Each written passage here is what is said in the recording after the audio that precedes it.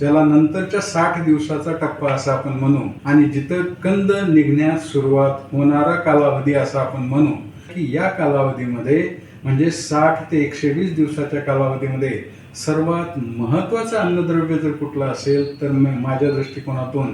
Calcium हे अन्नद्रव्य आहे. म्हणून ICL ने कॅल्शियम युक्त फर्टिफ्लो 12-6-22 अधिक 12 कॅल्शियम ऑक्साईड अधिक यामध्ये सर्व सूक्ष्म अन्नद्रव्य या ग्रेडचा वापर जर का आपण 68व्या दिवशी, 92व्या दिवशी आणि 112व्या दिवशी जर आपण 5 किलो प्रति एकरी याप्रमाणे केला तर निश्चितपणे या कालावधीमध्ये आवश्यक असणाऱ्या सर्व अन्नद्रव्यांचा पुरवठा हा या ग्रेडमधनं केला जाईल. फवारणीसाठी ICL ने तयार केलेली जी लेटेस्ट ॲडज्युव्हंट तंत्रज्ञानयुक्त ग्रेड आहे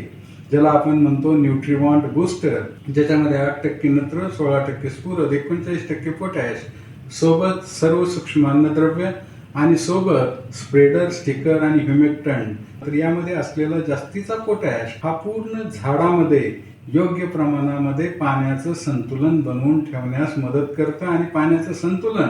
जर का आपण योग्य प्रकारे बनवून ठेवलं तर कंदामध्ये त्याचबरोबर पानांमध्ये योग्य प्रकारे पाणी टिकवून ठेवलं जाईल. दुसऱ्या 60 दिवसामधलं अन्नद्रव्य व्यवस्थापन हे या ग्रेडच्या माध्यमातून त्या ठिकाणी आपण करू शकतो.